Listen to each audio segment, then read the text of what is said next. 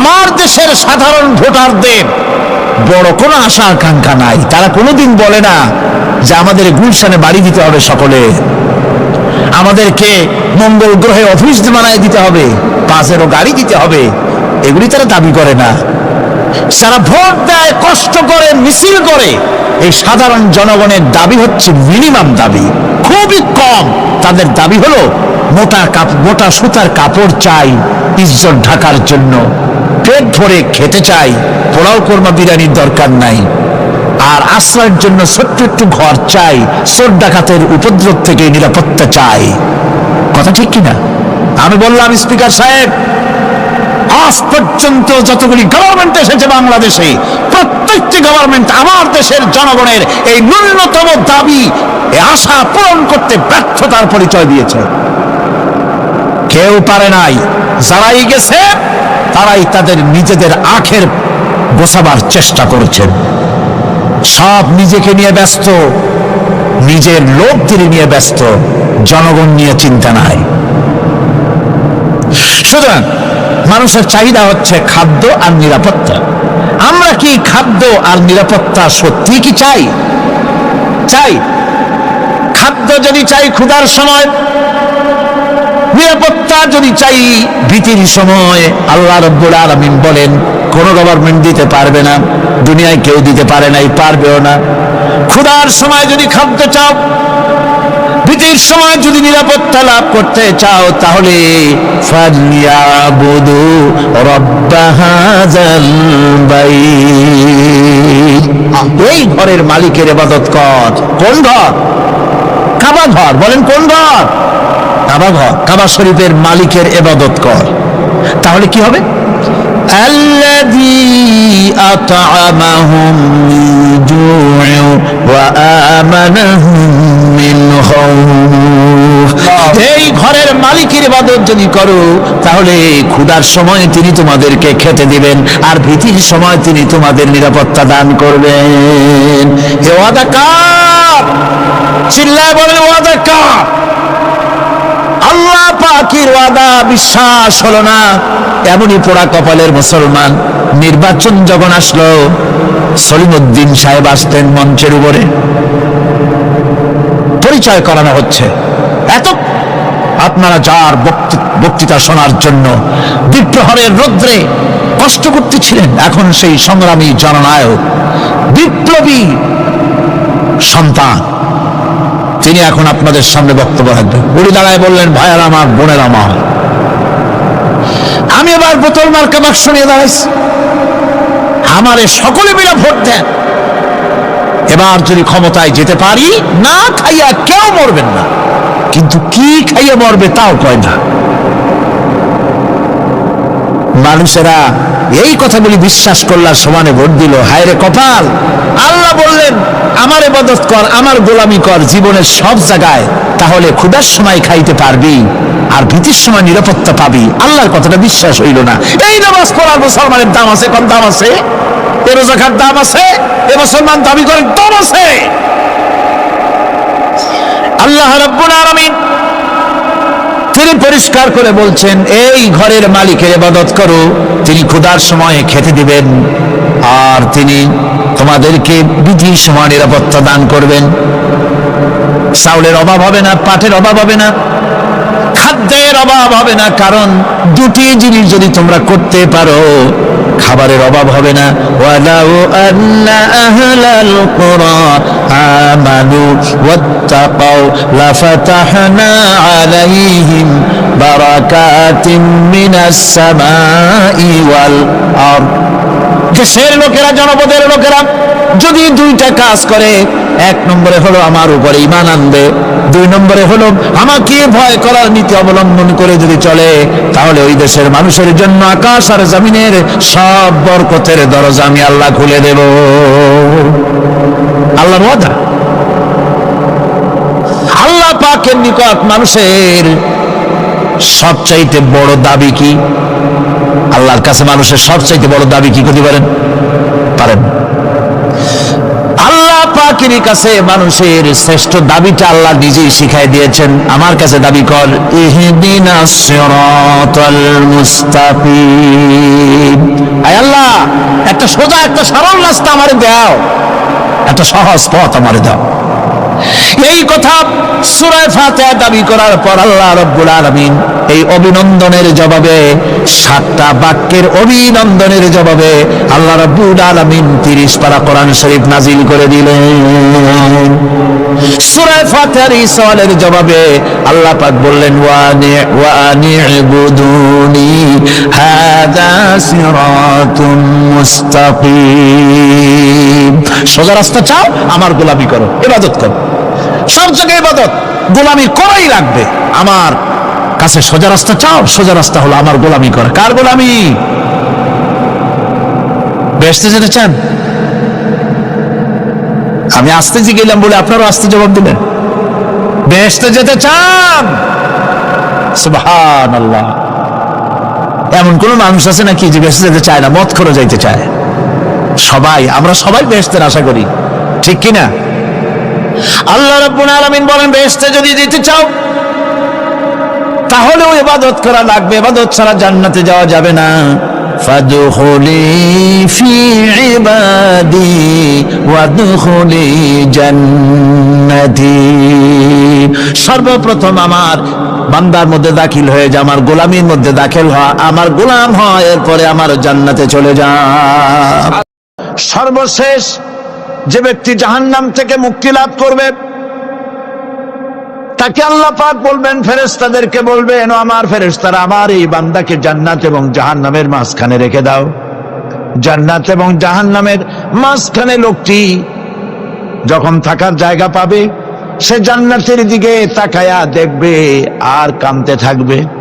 আল্লাহ পাক জিজ্ঞেস করবেন, বান্দারে, যুগের পর যুগ ধরে জাহান্নামে কেঁদেছ, আমি রব্বুল আলামিন জাহান্নাম মাফ করে দিয়া জান্নাত জাহান্নামের মাঝখানে রেখে দিয়েছি, আযাব থেকে তো বেঁচে গেছো, এখন কান্দো কেন? লোকটি বলবে, রব্বুল আলামিন, কান্দি এই কারণে, জাহান্নাম থেকে মাফ করেছো, তোমার শুকরিয়া আদায় করি। জান্নাত তো আমার কপালে নাই, কিসমতে নাই, কিন্তু জান্নাত আমি এখান থেকে দেখতে পাচ্ছি, জান্নাতের সুঘ্রাণ আমার নাকে আসতেছে, কপালে নাই যাওয়ার। আমি কাঁদি এই জন্য, তুমি যদি মেহেরবানি করে আমাকে জান্নাতের দরজার কাছে একটু দাঁড় করায় দিতা, প্রাণ ভরে তোমার জান্নাতের দৃশ্যটা একটু দেখতা। আল্লাহ পাক তার আরজি পূরণ করবেন, বলবেন, যাও। ফেরেশতাদের বলবেন, এর জান্নাতের দরজার কাছে দাঁড় করায় দাও। জান্নাতের দরজার কাছে দাঁড়িয়ে লোকটি আবার কান্না শুরু করবে। আল্লাহ পাক প্রশ্ন করবেন, এবার কান্দো কেন? লোকটি বলবে, রব্বুল আলামিন, কান্দি এই কারণে, জান্নাতের এই দরজায় দাঁড়ায়া জান্নাতের অফুরন্ত নেয়ামত কিছুই ভালো করে দেখা যায় না, শুধু অল্প জায়গা দেখি। যদি তুমি আমারে দয়া করে জান্নাতের মাঝখানে দাঁড় করায় দিতা, চতুর্দিকে তাকায়া তাকায়া দেখা কলিজারে ঠান্ডা বানাইতাম। তবে আমি ওয়াদা করি, জান্নাতের কোনো নাজ নেয়ামত, কোনো ফল আমি খাবো না, ধরবো না, সইব না। একটুখানি মেহেরবানি করে মাঝখানে দাঁড় করায় দাও, জান্নারে ঠান্ডা করি। আল্লাহ রব্বুল আলামিন ফেরেশতাদের বলবেন, আমার এই বান্দারে জান্নাতের মাঝখানে দাঁড় করাইয়া দে। আল্লাহর নবী বলেন, জান্নাতের মাঝখানে দাঁড়িয়ে লোকটি আগের চাইতে আরো জোরে চিৎকার মেরে কাঁদতে থাকবে।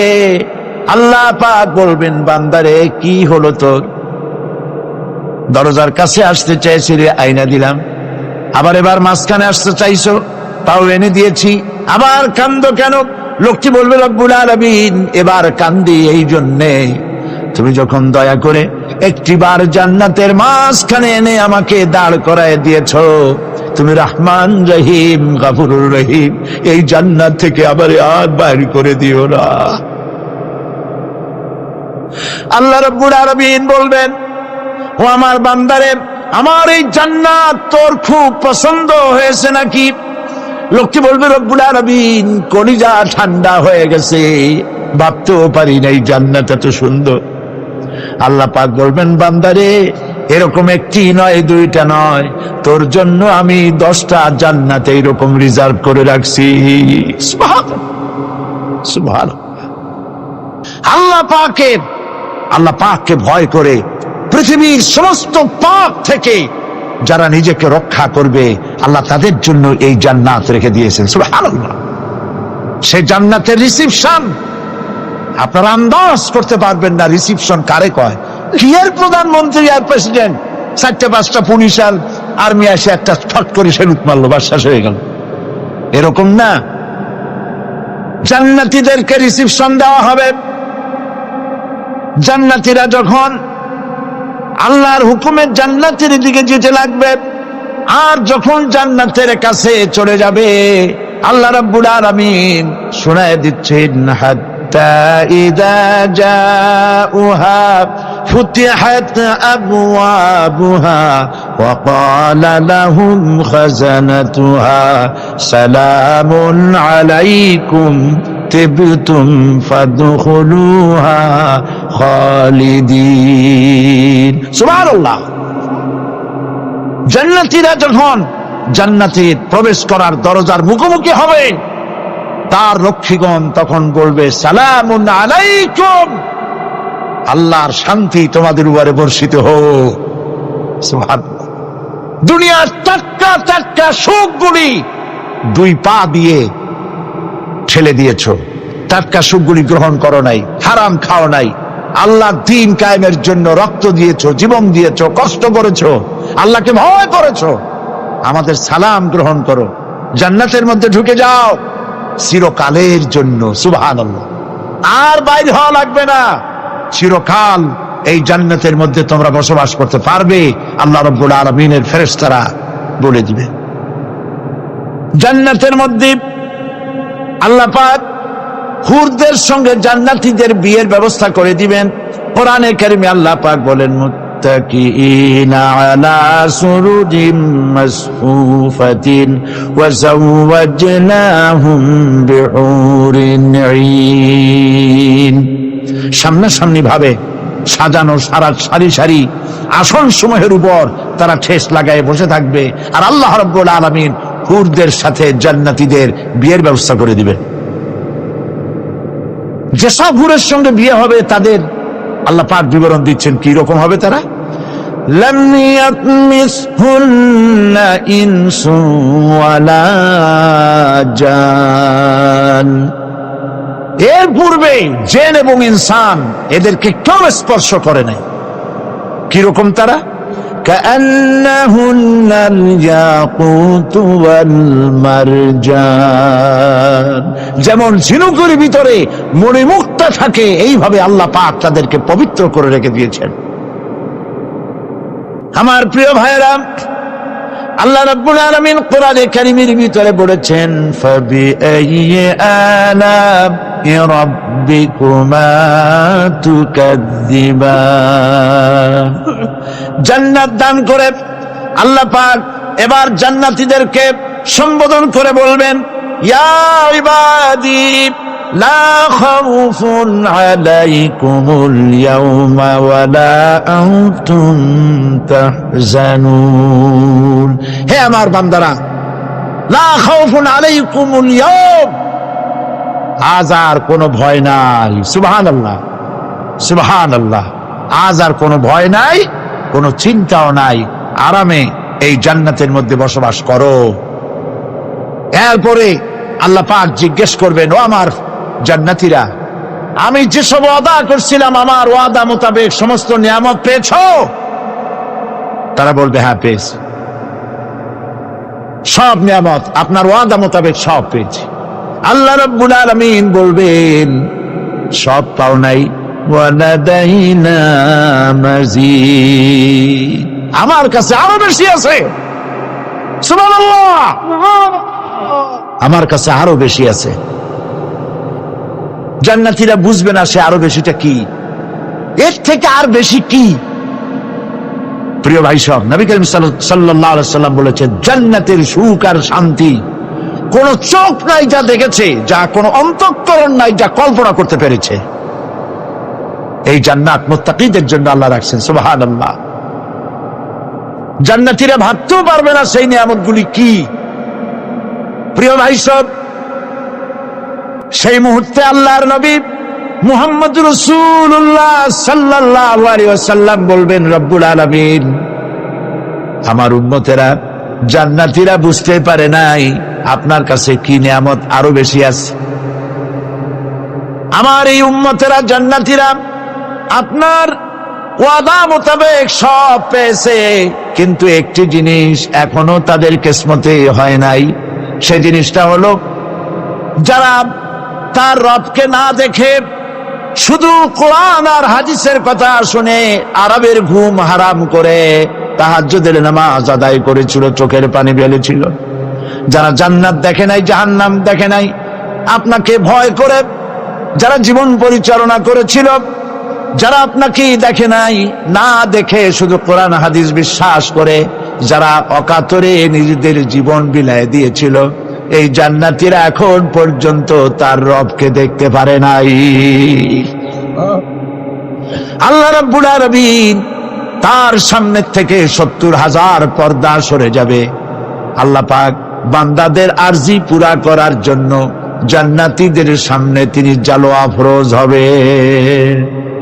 কোরআন শরীফের ভিতরে আল্লাহ পাক বলে, জান্নাতীরা তারা আল্লাহর দিকে, জান্নাতীরা তার রবের দিকে তাকিয়ে থাকবে, আর রব তার বান্দাদের দিকে তাকায়া থাকবে। প্রাণ ভরে জান্নাতীরা রবকে দেখবে, সুবহানাল্লাহ, আল্লাহ পাককে দেখবে। প্রাণ খুলে আজ দোয়া করি, রব্বুল আলামিন, জান্নাতের যেই পরিবেশে, যেই জায়গায় তুমি দয়া করে তোমার গোলামদেরকে তুমি নিজেই দর্শন দিবে, দেখা দিবে। মনিব ও আমাদের রব, আজ এই বিশাল জনসমুদ্র নিয়ে তোমার দরবারে আবেগ ভরা কণ্ঠে বলি, যেই অনুষ্ঠানটি তুমি এমন মুবারক অনুষ্ঠান করবে যেখানে তুমি জান্নাতীদেরকে দেখা দিবে, ওই জান্নাতের কোনো একটি, ওই অনুষ্ঠানের কোন একটি কোনায় কানায় আমাদেরকেও দাঁড় করাইয়া দেখান তো।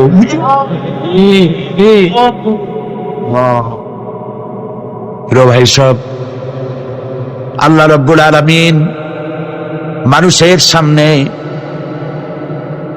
এত সব নিয়ামত রেখেছেন, এই জান্নাত দান করবেন। এরপরে আল্লাহ রাব্বুল আলামিন কোরআনে কারীমের মধ্যে বলেছেন, রব্বিস সামাওয়াতি ওয়াল আরদি ওয়া মা বাইনাহুমার রাহমানি লা ইয়ামলিকুনা মিনহু খিতাবা। এসব পুরস্কার রয়েছে তোমাদের সেই রবের পক্ষ থেকে যিনি আকাশ আর জমিনের মালিক। সুবহানাল্লাহ বলবেন না? যার সামনে কথা বলার ক্ষমতা কারো হবে না। এটি একটি মারাত্মক কথা। কিয়ামতের দিন আল্লাহর দরবারে কেউ কথা বলতে পারবে না আল্লাহর নির্দেশ ছাড়া। একটি আকীদা পরিষ্কার করে নিয়ে যান আপনাদের, সে আকীদাটা এভাবে পরিষ্কার করুন,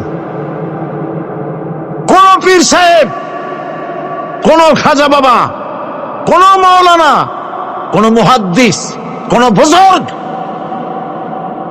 আপনাকে সুপারিশ করতে পারবে না যদি না আল্লাহ পাক তাকে কথা বলার তৌফিক না দেয়। মনে থাকবে এটা। আয়াতুল কুরসির ভিতরে আমরা পড়ি, মান যাল্লাযী ইয়াশফাউ ইনদাহু ইল্লা বিইজনিহি। আল্লাহ পাক বলেছেন কিয়ামতের দিন আল্লাহর দরবারে কার সাহস আছে কথা বলতে পারে? মান যাল্লাযী ইয়াশফাউ ইনদাহু ইল্লা বিইজনিহি। আল্লাহর অর্ডার ছাড়া, হুকুম ছাড়া আল্লাহর সামনে কথা বলার সেদিন কেউ থাকবে না। সুবহানাল্লাহ। কেউ কথা বলতে পারবে না। সুপারিশ করতে হবে আল্লাহ যারে বলেন তুমি করো, অমুকের জন্য করো, সেই ব্যক্তি শুধু তার জন্যই করতে পারবে, আর কেউ কথা বলতে পারবে না। সেই কঠিন হাসরের ময়দান, যেদিন শুধুমাত্র আল্লাহ পাক কথা বলবেন, আর যারে বলতে বলবেন সেই কেবলমাত্র বলতে পারবে। সুপারিশ এটি আল্লাহ পাক কিয়ামতে পারমিশন দিলে বলা যাবে। হযরত ইব্রাহিম আলাইহিস সালাম কিয়ামতের দিন তার নিজের পিতা সম্পর্কে সুপারিশ করবেন। রব্বুল আলামিন, আমার আব্বার জন্য সুপারিশ করতেছি, মেহেরবানি করে জাহান্নাম থেকে তারে আপনি রক্ষা করুন। আল্লাহ রব্বুল আলামিন বলবেন, ইব্রাহিম, তোমার সুপারিশ মঞ্জুর হবে না। প্রিয় ভাই সব, একটু মাথা কাটান, চিন্তা করেন। উলুল আযম পয়গম্বর, জাতির পিতা। কে জাতির পিতা? চিল্লায় বলুন, কলিজা সাফ করে ফেলুন। মুসলমানদের জাতির পিতা হাবিজাবি কেউ হতে পারে না। মিল্লাতা আবিকুম ইব্রাহিম, ইব্রাহিম আলাইহিস সালাম এই মিল্লাতের পিতা। সুবহানাল্লাহ। হযরত ইব্রাহিম আলাইহিস সালাম কিয়ামতের দিন বলবেন, আল্লাহ, আমার আব্বার জন্য সুপারিশ করছি। আল্লাহ পাক বলবেন, মঞ্জুর হবে না। আজর তোমার পিতা হতে পারে, কিন্তু আমার খলিলকে আগুনে ফেলার জন্য নমরুদকে সে সহযোগিতা করেছে, আমি তোমার পিতাকে ক্ষমা করব না। নবী করিম সাল্লাল্লাহু আলাইহি সাল্লামকে সাহাবায়ে কেরাম জিজ্ঞেস করেছেন, হে রাসূল, আপনার আব্বা এবং আম্মার অবস্থা কি হবে? নবী করিম সাল্লাল্লাহু আলাইহি সাল্লাম কেঁদে ফেলেছেন, সাফ বলেছেন, আমি তাদের কোনো উপকারে আসব না। আল্লাহু আকবার। আপনি মনে করছেন নাকি যে ইয়া নবী সালাম আলাইকা বলি অমনি নবী সুপারিশ পাবেন? এত সহজ। কতগুলা রসগোল্লা খাইলেন আর বড় একটা মিছিল করলেন আর অমনি চলে যাবেন? পৃথিবীর সব মানুষ, সাহাবায়ে কেরাম বাদ দেন, পৃথিবীর সমস্ত মানুষ একত্রিত হয়ে আবু তালেব রাসূলুল্লাহকে যে ভালোবেসেছেন, ওর 1000 ভাগের 1 ভাগও সারা দুনিয়ার মানুষ রাসূলুল্লাহকেই ভালোবাসতে পারবে? পারবে?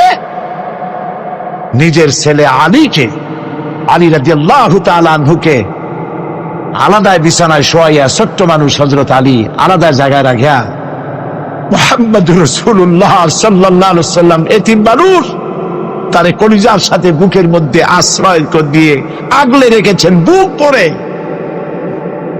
সেই আবু তালেব মৃত্যুর সময় নবী করিম সাল্লাল্লাহু আলাইহি ওয়াসাল্লাম বলেছিলেন, চাচা, একটিবার আমার কানে তাওহীদের কালেমা শোনায় দেন। আবু তালেব, তার কিসমতে ছিল না কালেমা। মরে যাওয়ার পর একজন সাহাবী বলেছিলেন, ইয়া রাসূলুল্লাহ, মৃত্যুর সময় আবু তালেবের মুখ আমি নড়তে দেখেছি, তিনি কালেমা পড়েছেন সম্ভবত। রাসূলুল্লাহ সাফ বলেছেন, আমি শুনি নাই। এত ভালোবাসার পরও হাদিস শরীফে এসেছে আবু তালেব জাহান্নামে যাবে। কোথায় যাবে? জাহান্নামে। সবচাইতে কম আযাব হবে কার? আবু তালেবের। কম আযাবটা কি?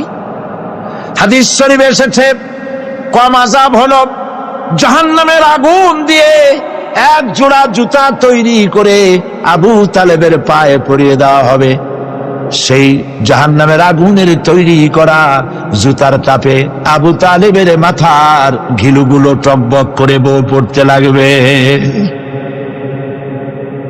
এত ভালোবেসে যদি কিয়ামতে উপায় না হয়, আপনি ইয়া নবী সালাম আলাইকা, ইয়া রাসূল সালাম আলাইকা আর কতগুলো জিলাপি খাইলেন, বড় একটা মিছিল করলেন। প্রিয় ভাই সব, এইসব বিদআত ছাড়ুন, এগুলি সুস্পষ্ট বিদআত। রাসূলুল্লাহকে ভালোবাসবেন, সাহাবীরা যেভাবে ভালোবেসেছেন ওইভাবে ভালোবাসবেন। আল্লাহ রাব্বুল আলামিন বলেন, যালিকাল ইয়াউমুল হক ফামান শাআ আত্তাখাযা ইলা রাব্বিহি মাআবা। এই দিনটি অবশ্যই আসবে, সেদিনটি নিশ্চিতভাবে আসবে। আর এখন যার ইচ্ছা সে তার রবের দিকে অগ্রসর হোক। ইন্না আনজারনাকুম আযাবান করিবান ইয়াওমা ইয়ানজুরুল মার'উ মা কদ্দামাত ইয়াদাহু ওয়া ইয়াকুলুল কাফিরু ইয়া লাইতানি কুনতু তুরাবা। ইন্না আনজারনাকুম আযাবান কারীবা, খুব নিকটবর্তী একটি আযাব সম্পর্কে আমি তোমাদেরকে সতর্ক করে দিলাম। কে বলতেছেন? আল্লাহ পাক। লক্ষ্য করুন আল্লাহ কি বলছেন, খুব নিকটবর্তী একটি কঠিন শাস্তি, আযাব অর্থাৎ কিয়ামত, এ সম্পর্কে আমি তোমাদেরকে সতর্ক করে দিলাম। ইয়াউমা ইয়ানজুরুল মারউ মা কদ্দামাত ইয়াদা, সেদিন প্রত্যেকটি লোক যা সে পাঠিয়ে দিয়েছিল এখানে, অর্থাৎ যা করেছিল সেগুলি সে দেখতে পাবে। আর তখন ওয়ায়াকুলুল কাফিরু ইয়া লাইতানি কুনতু তুরাবা, সেই কিয়ামতের ময়দানে অবস্থা দেখে কাফেররা বলবে, আহারে মানুষ না হইয়া যদি মাটি হইয়া যেতাম, যদি মাটি হতাম, যদি মানুষ না হয়ে না জন্মতাম, আজ এই হাসরের ময়দানে এইখানে এই বিচারের মুখোমুখি হতাম না, মাটি হইলে বরং অনেক ভালো হতো। এই পৃথিবীতে আমরা এসেছি, চলে যাব, যাওয়ার আগে এই কোরআন একটি বিশাল জনগোষ্ঠী এমন বানাতে চেয়েছে, যে জনগোষ্ঠী এই কোরআন দিয়ে একটি বিশাল সমাজ গড়বে, রাষ্ট্র গড়বে, এমন রাষ্ট্র গড়বে যেই রাষ্ট্রে দুঃখ থাকবে না, অশান্তি থাকবে না, যেখানে সুখ থাকবে, সমৃদ্ধি থাকবে, আর কিয়ামতের দিন আল্লাহর জান্নাতে তারা চলে যাবে। তেমন একটি সমাজকে আমরা চাই। সবাই বলেন সেরকম একটি সমাজকে আমরা চাই। প্রিয় ভাই সব, কিয়ামতের দিন আমরা যেতে চাই জান্নাতে। কোথায় যেতে চাই বলেন? জোরে বলেন। এই জান্নাতে যাওয়ার জন্য দুইটা কাজ করতে হবে। কয়টা কাজ? আল্লাহ রাব্বুল আলামিন বলেন, ফামান কানা ইয়ারজু লিকাআ রাব্বিহি ফালইয়ামাল আমালান সালিহান ওয়া লা ইউশরিক বিইবাদাতি রাব্বিহি আহাদা। আল্লাহ পাক বলেন, যে বাজারা আমার সঙ্গে দেখা করতে চায় কিয়ামতে, দুইটা কাজ করা লাগবে। বলেন কয়টা কাজ? একটা হলো নেক আমল। কি আমল বলেন? নেক আমল। নেক আমল কারে বলে? নেক আমল করতে হলে আবার দুইটা শর্ত লাগে। এক নম্বরে কাজটা করতে হবে আল্লাহরে খুশি করার জন্য। কারে খুশি করার জন্য? একটা মাদ্রাসা বানাইছি যাতে লোকেরা বলে যে বড় একটা মাদ্রাসা বানাইছে, এই জন্য মাদ্রাসা বানাবেন, মসজিদ বানাবেন, হসপিটাল বানাবেন, যা কিছু করেন নিয়ত হবে আল্লাহকে খুশি করা। নিয়ত হবে কারে খুশি করা? আল্লাহ পাককে খুশি করা। এই হলো নেক আমলের প্রথম শর্ত, কাজ হবে আল্লাহকে খুশি করার জন্য। দুই নম্বরে কাজটি হতে হবে সুন্নতে নববী সাল্লাল্লাহু আলাইহি ওয়াসাল্লামের উপরে। মনে থাকবে, দাড়ি রাখবো। কেন রাখবো? রাসূলের সুন্নাত।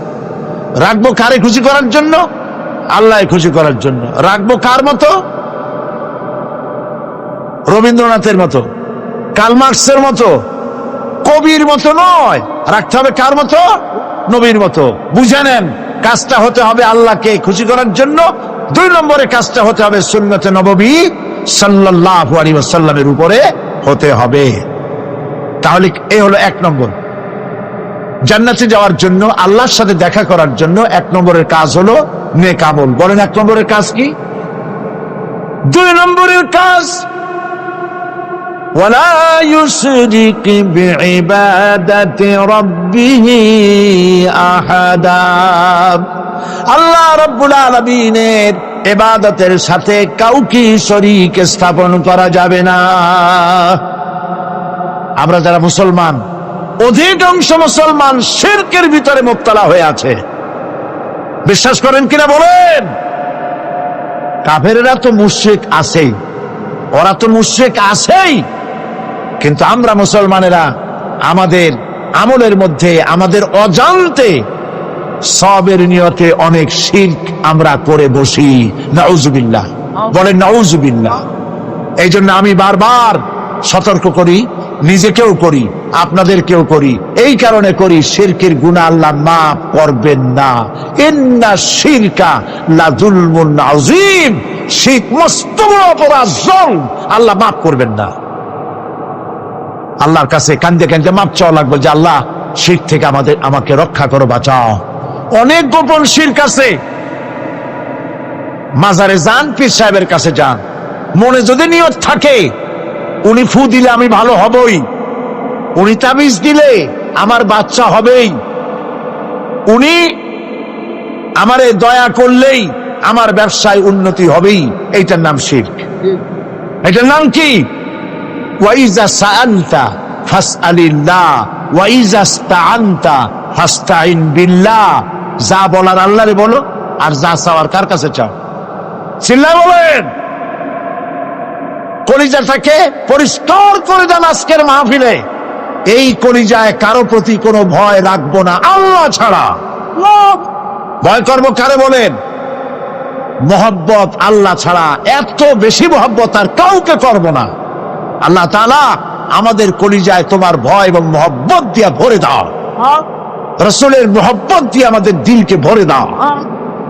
বিশ্বাস করুন ভাই সাহেব, কোরআন শরীফ আমার সামনে, বিশ্বাস করুন, দেশি পীর বিদেশি পীর, খাজা বাবা দেশে এবং বিদেশে, কেউ আপনার ভাগ্য বদলাই দিতে পারবে না। এই পিছনে দৌড়ায় দৌড়ায় কোনো লাভ নাই। এতক্ষণ মসজিদের ভেতরে বসে আল্লাহর কাছে কাঁদেন।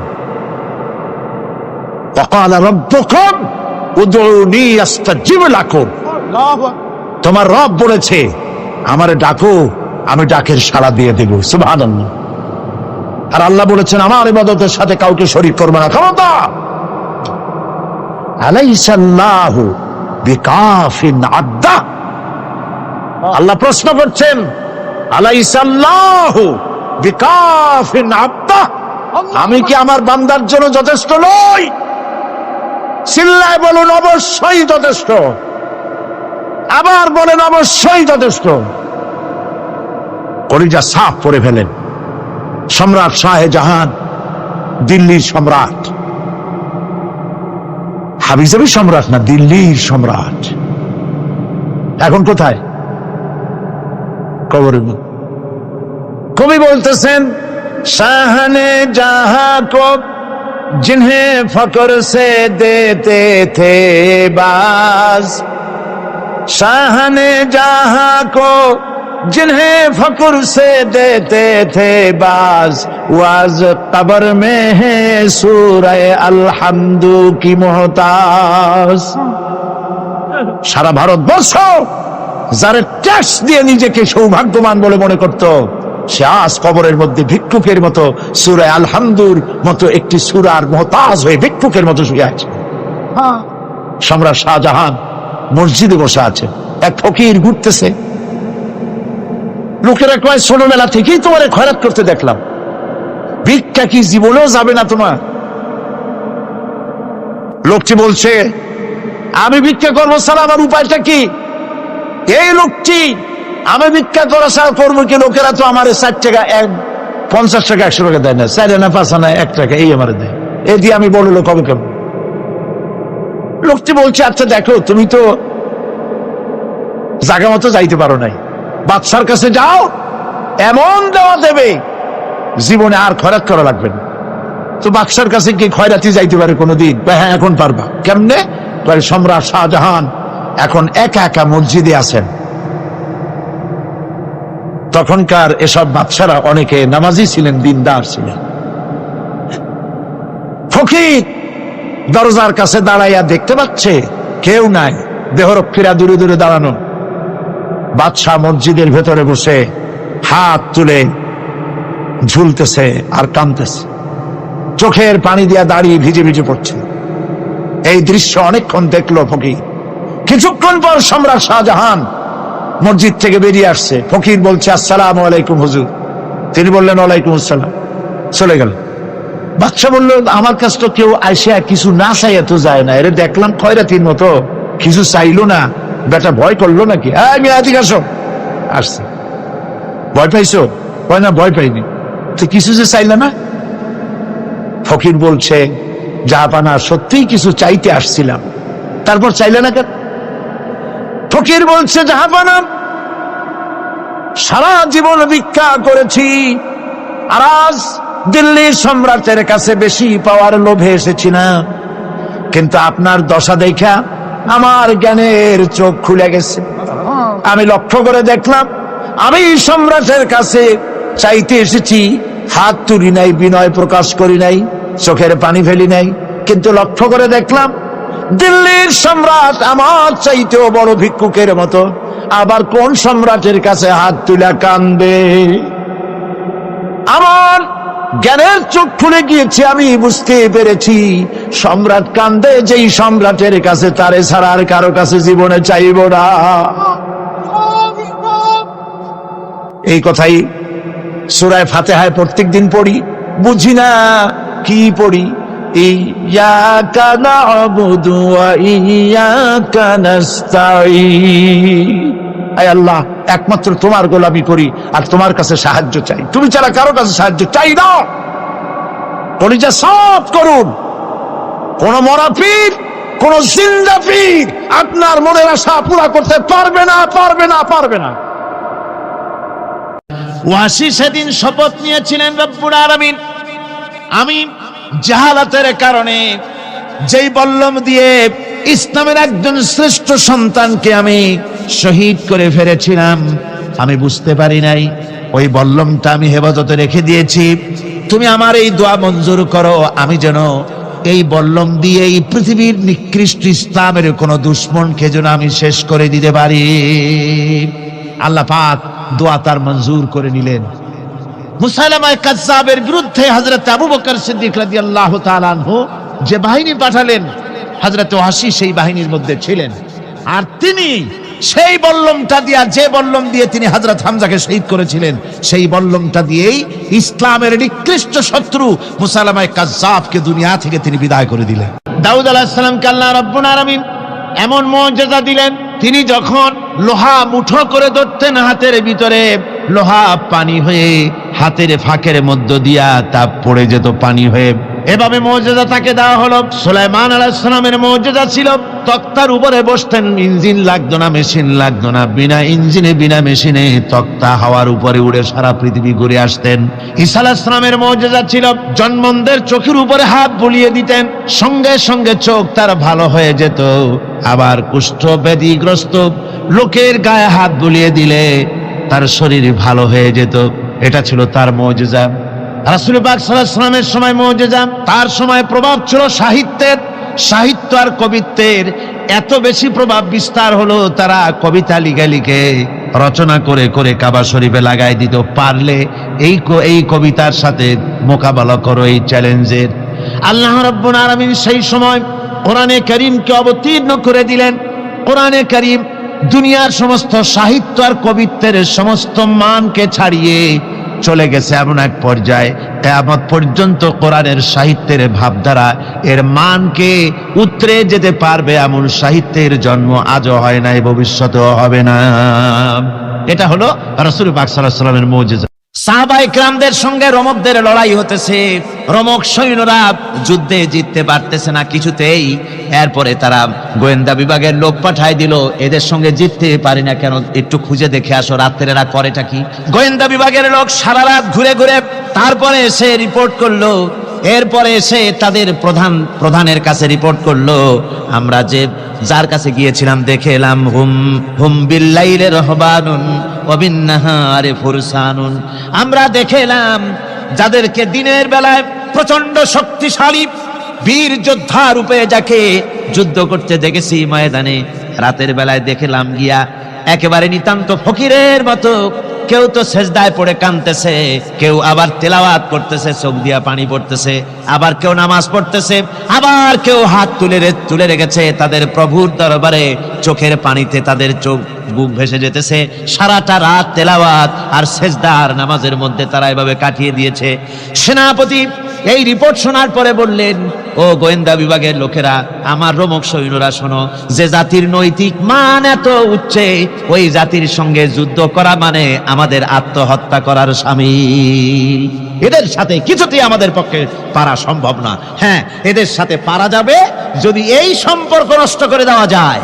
আল্লাহর সাথে তাদের এই গভীর সম্পর্ক যেটা আছে, এই সম্পর্ক নষ্ট করে দিতে হবে, তাহলেই কেবলমাত্র সম্ভব হবে। এদের নৈতিক চরিত্র ধ্বংস করার জন্য প্রচেষ্টা চালাও, তাহলে হয়তো আমরা কামিয়াব হতে পারব। আমার বন্ধুগণ, সামান্য স্যান্ডেলের ফিতা গাছা যদি ছেড়ে যায়, মানুষের কাছে চাইও না। আল্লাহ রাব্বুল আলামিনের দরবারে হাত পাতো, রব্বুল আলামিন তোমার স্যান্ডেল কেনার পয়সা জুগিয়ে দেবেন। জোরে বলেন সুবহানাল্লাহ। যা দরকার তার কাছেই চাও, হাত তার কাছেই পাতো। ওই যে সম্রাট শাহজাহানের কথা আমি আপনাদেরকে শুনাই। ফকির একটা ঘুরতেছে সারাদিন, এক লোক বলছে যে আপনি এত, হে ফকির তুমি এরকম করে ঘুরছো সারা জীবন, বুড়া হয়ে গেছো খয়রাত করতে করতে, ছোটবেলা থেকে তোমার ভিক্ষা করতে দেখি, আর কতকাল ভিক্ষা করবে? ভাই পর্বটা কি? যে বাচ্চার কাছে যাইতে পারবে, বাচ্চার কাছে গেলে এমন ভাবে দিবে, অনেক দিবে, নিয়ে কুলাইতে পারবা না, তোমার আর জীবনে ভিক্ষা করা লাগবে। ফকির চলে গিয়েছে, কোথায় পাবো বাচ্চারে? দেখো মসজিদে পাবা। এখন তিনি নামাজ চলে গিয়েছে, সেখানে মসজিদের বারান্দায় দাঁড়ায় দেখে সম্রাট শাহজাহান হাত পেতে মোনাজাত করতেছেন, চোখের থেকে পানি পড়ে দাড়ি ভিজে ভিজে পড়ে। মোনাজাত শেষ করে বাদশা যখন বাইরে নেমেছেন, তখন ফকির তাকে সালাম দিয়ে চলে যান। বাদশা বলছেন, তুমি আমাকে সালাম দিয়ে চলে যাচ্ছ, তুমি তো ভিক্ষুক, আমার কাছে তো সমস্ত ভিক্ষুকই আমার কাছে চায়, ভিক্ষুক তো ভালো, ধনীরাও আমার কাছে চায়, তুমি ভিক্ষুক মানুষ আমার কাছে তুমি চাইলে না সালাম দিয়ে চলে যাও। ফকির বলতেছেন, যা পানা সত্যি কিছু চাইতে এসেছিলাম, কিন্তু আমি আপনাকে দেখার পরে আমার চিন্তার পরিবর্তন হয়ে গেছে।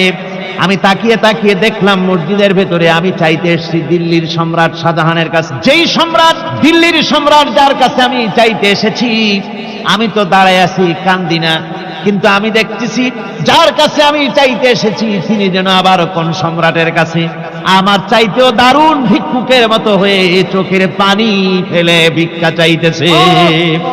মনে মনে ভাবলাম, মানুষের কাছে ভিক্ষা চাইবো না কোনদিন আর। বাদশা কান্দে, যেই বাদশার কাছে, ওই সম্রাটের সম্রাট রাজা ধীরাজ আল্লাহর কাছে ছাড়া কারো কাছে জীবনে আর হাত পাতবো না। হযরত আবু হুরায়রা রাদিয়াল্লাহু তাআলা আনহু একবার রাসূল করিম সাল্লাল্লাহু আলাইহি ওয়াসাল্লামের দরবারে কাঁদতেছিলেন। হুজুর জিজ্ঞেস করলেন, আবু হুরায়রা তুমি কাঁদো কেন? হযরত আবু হুরায়রা বলেন, হুজুর আমার মা আমাকে মেরেছে, আমি সেই জন্য কাঁদতেছি। হুজুর বলেন, মা তোমাকে মারলো কেন? কোনো বেয়াদবি করেছো নাকি? তিনি বললেন, না কোনো বেয়াদবি করি নাই, তবে মারলো কেন? হযরত আবু হুরায়রা বলেন, হুজুর আমার মা হচ্ছেন মুশরিকা, আমার মা কাফের। আমি অনেক রাত হয়েছিল বাড়ি ফিরতে, আমার মা জিজ্ঞেস করলো এত রাত কোথায় ছিলি? আমি বললাম, মা তাম পৃথিবী যে কদম মোবারক চুমতে পারলে নিজেকে ধন্য মনে করে, আমি সেই রাসূলের দরবারে ছিলাম, আসতে দেরি হয়ে গেছে। ইয়া রাসূলুল্লাহ, আপনার নাম শোনা মাত্র আমার মায়ের গায়ে আগুন জ্বলে গেল। সহ্য করতে না পেরে আমাকে মায়ের আরম্ভ করে দিল। বলল, আবু হুরায়রা হয় আমার বাড়ি ছাড়বি, না হয় মুহাম্মদ সাল্লাল্লাহু আলাইহি ওয়াসাল্লামের ঘর ছাড়বি, কোনটা করবি কর। আমি বললাম, মা তোমার গায়ে যত শক্তি আছে সমস্ত শক্তি দিয়ে তুমি আমাকে প্রহার করো, আমি তামাম তোমার বাড়িটা শুদ্ধা তামাম দুনিয়া ছেড়ে দিতে পারি, কিন্তু রাসূল পাক সাল্লাল্লাহু আলাইহি ওয়াসাল্লামের কদম মোবারক ছাড়তে পারি না। ভাইরা আমার, হযরতে আবু হুরায়রা কাঁদতেছেন। আল্লাহর নবী বলেন, তুমি কাঁদো কেন? তোমার মা তোমাকে মেরেছেন, আমি এখানে কি করব? এখানে তো আমি কোনো দখল আন্দাজ করতে পারি না, আমি কি করতে পারি? এখানে ইন্টারফেয়ার তো আমি করতে পারি না, মা তোমারে মেরেছে। হযরত আবু হুরায়রা বলেন, ইয়া রাসূলুল্লাহ, মায়ের বিরুদ্ধে কোনো নালিশ করার জন্য আপনার কাছে আমি আসি নাই। বলে, কেন এসেছো? হযরত আবু হুরায়রা বলেন, হুজুর এসেছি এই জন্যে, আমি জানি আপনি যদি আল্লাহর দরবারে কোনো ব্যাপারে দোয়া করেন, আল্লাহ রাব্বুল আলামিন তা মঞ্জুর করে নেন। আপনি মেহেরবানি করে আমার মায়ের হেদায়েতের জন্য আল্লাহর কাছে দোয়া করুন। হুজুর সাল্লাল্লাহু আলাইহি ওয়াসাল্লাম দুহাত উঁচু করলেন, বললেন, আল্লাহুম্মা ইহদি উম্মা আবি হুরায়রা, আয় আল্লাহ আবু হুরায়রার মাকে তুমি হেদায়েত নসিব করে দাও। এই দোয়া রাসূল করতেছেন। হুজুরকে দোয়ার মধ্যে ফেলে রেখে আবু হুরায়রা দৌড় আরম্ভ করেছে বাড়ির দিকে। পেছন থেকে কয়েকজন সাহাবী তারা দৌড়ে গেল। আবু হুরায়রা দৌড়ায় কেন? এত ভদ্র মানুষ, কোনো সময় কারোর সাথে রাগারাগি করে না, দৌড়ায় কেন? নিশ্চয়ই কোনো বিপদ বুঝি হয়ে গিয়েছে, পিছন থেকে জামা টেনে ধরেছে, কি হয়েছে, দৌড়াও কেন? হযরত আবু হুরায়রা বলেন, আমার জামা ছেড়ে দাও, আমাকে দৌড়াতে দাও, আমি দৌড়াইয়া বাড়ি পৌঁছে গিয়ে দেখতে চাই আমি আগে দৌড়ে বাড়িতে গেলাম না নবীজির দোয়া আমার আগে আমার বাড়ি পৌঁছে গেল, কোনটা হলো আমি সেটা দেখতে চাই। হযরত আবু হুরায়রা দৌড়াতে দৌড়াতে ঘরের কাছে গিয়ে নক করেছে। ভিতর থেকে আওয়াজ এলো, কে? কিছুক্ষণ পর মা আমার বেরোলেন, মাথার চুল দিয়ে পানি পড়তেছে, বুড়া মানুষ। মা আমার কাছে এসে বলল, বাবা তোমাকে মারার পর আমি বড় অনুতপ্ত হয়েছি, মনে মনে অনুশোচনা করেছি, আরে আমার ছেলে তো কোনো খারাপ জায়গায় যায় নাই, কখনো খারাপ মানুষের কাছে যায় নাই, মারলাম কেন? বড় অনুতপ্ত হয়ে গেছি আমি, এই অনুশোচনা করে আমি এইমাত্র গোসল করেছি, আমাকে নিয়ে চলো তুমি বিশ্ব নবী রাসূলুল্লাহর দরবারে। আমার ভাইরা, রাসূল পাক সাল্লাল্লাহু আলাইহি ওয়াসাল্লাম আল্লাহর নবী এমন এক মহান সত্তা ছিলেন যে তিনি দোয়া আল্লাহর দরবারে হাত উঁচু করতে দেরি আছে, কিন্তু দোয়া কবুল হতে দেরি নাই।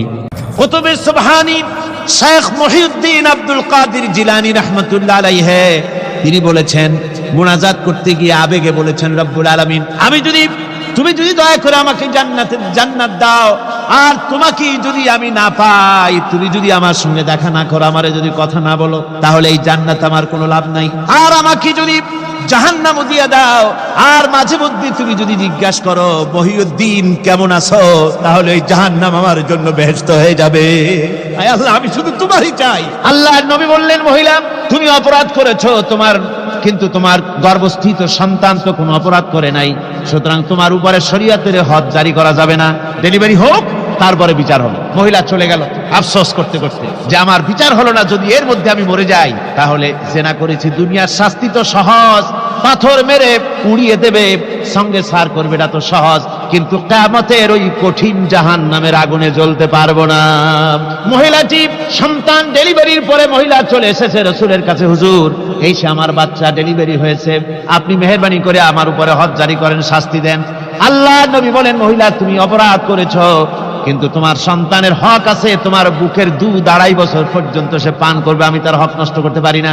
মহিলা আবার চলে গেল কাঁদতে কাঁদতে, যদি এর মধ্যে মরে যায়, 2.5 বছর যেতে পারে নাই, তার আগেই মহিলা ওই বাচ্চাটাকে কোলে নিয়ে হাতে একটা রুটি দিয়া হুজুরের কাছে আসছে। কত পেরেশানি দেখেন। মহিলা এসে বলেন, ইয়া রাসূলুল্লাহ, আমার এই বাচ্চা এখন দুধ ছেড়ে দিয়েছে, সে রুটি খাইতে পারে, হুজুর আর দেরি করবেন না, এই শাস্তি না নিয়ে যদি মরে যায়, জাহান্নামের কঠিন আযাব আমি ভোগ করতে পারবো না। আল্লাহর নবী ওই মহিলাকে অর্ডার দিয়া দিলেন, একে বুক পর্যন্ত মাটির মধ্যে গেড়ে দিয়া চতুর্দিক থেকে পাথর নিক্ষেপ করো। মহিলাকে নিয়ে পাতাকে বুক পর্যন্ত মাটির ভিতরে গেড়ে দিয়া চতুর্দিক থেকে যখন পাথর নিক্ষেপ করা হচ্ছিল, রক্ত ছিটে এসে একজন সাহাবীর গায়ে পড়ায়, সাহাবী মহিলাকে ভৎসনা করলেন। আল্লাহর নবী বললেন, শুনতে পেরে নবীজি বললেন, ও সাহাবী ভৎসনা করো না, বরং এই মহিলার তওবা আল্লাহ রাব্বুল আলামিন এমন ভাবে কবুল করেছেন, যদি সে তওবা দুনিয়ার সব মানুষকে ভাগ করে দেওয়া যায়, তাহলে সমানভাবে ভাগ করে দেওয়া যাবে।